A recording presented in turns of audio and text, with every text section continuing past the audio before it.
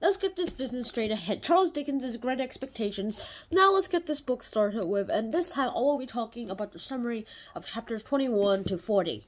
Now the book starts with, there was this scene in, chapters 1 to 20 that I didn't mention because it wasn't actually worth mentioning, but now it's worth mentioning, where there's this random gentleman in the assassin's house that provoked Pip to, fight. Hey, fight me! No, I don't want to. You don't want to? Now, before you say that, I'll give you a reason to fight. Butts him in the head and, alright, you asked for it, and Pip basically whipped up his butt. Yeah, smack, smack, smack, whip! And defeats him easily because he's, weaker and stuff. And then later in chapter 21, this chapter, they actually meet each other again. Herbert Pocket Jr. was that young random gentleman from the scene I just described to you. And Herbert Pocket Jr. recognized Pip as the young child that he saw in the old days. And, a lot of great stuff happened. Now, Wemmick introduces Pip to Herbert Pocket, and at the end of the chapter, they actually recognize each other. That's what happened. Then Pip actually asks Herbert Jr. to help him learn how to be a gentleman. Hey, can you help me out to be a gentleman? Sure.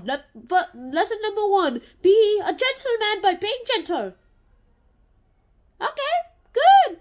Side note, the origins of the word gentleman was not for men who are gentle. It was basically for, royal men, people who were good and awesome. They didn't have to be gentle. Some gentlemen were considered gentlemen, even though they did ungentle things. Now, back to the video. Then Pip actually asks Herbert to help them learn to be a gentleman, and after a feast, they actually, too, agree to live together in the flat that they are stuck in right now. So Herbert actually helps correct Pip's manners, table manners. He gives him a nickname called Handel. Technically, Pip is his nickname, so I'm kind of confused how this works. And he tells him the whole story of Miss Havisham and how he's stuck here and stuff. There's some things that he really knows because he was actually forced to come there to be a possible suitor for Ella, and yeah, it was fine with him. She rejected him, and it was fine with him. He didn't even like her anyway. A lot of things happened, and when she was young, her family fortune was actually misused by her unruly half-brother that she fell in love with, and agreed to marry a man from a lower social class than her own. Hey, I'll marry you. Okay. Social class levels. I'm higher than you. I hate you. And this man actually convinced her to buy, her half-brother's share of the family brewery, which he wanted to run for a huge price. But on the wedding day, the man never appeared, instead sending a note to Miss Havisham, received at 20 minutes to 9, which is the time where all the clocks in the Sanctus house was stopped at. It was assumed that Miss Havisham's lover was a league with her half-brother and that they split the profits with the brewery sale. Ha-ha! Split, split, split, split. And at some point, Miss Havisham adopted Estella. Hello, yeah, you cutie.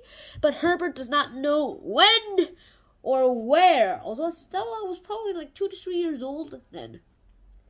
The next day, Pip actually visits the unpleasant commercial world of the Royal Exchange before going back to their place, and everything seems to blur by. He visits other places in London a lot. He goes to his friend's place, which is nicknamed like a castle because it looks like a castle. It's built like a castle. And in the morning,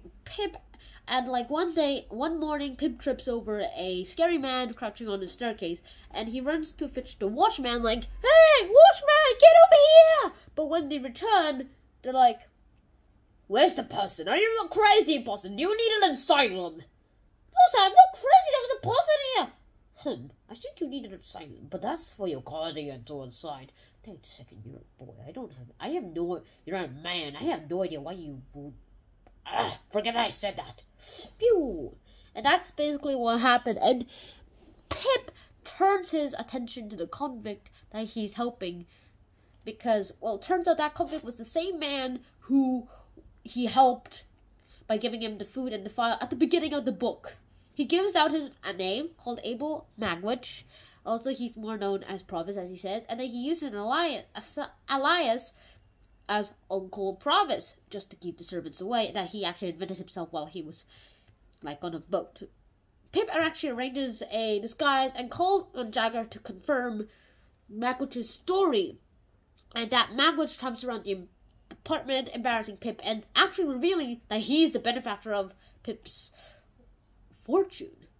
And that's all I'm going to say. That's unexpected. That is all I can say right now. So, that is the end of today's episode. I hope you guys enjoyed today's episode, and I'll see you guys in my next one. Now, Peppa Peace. Peppa Pig.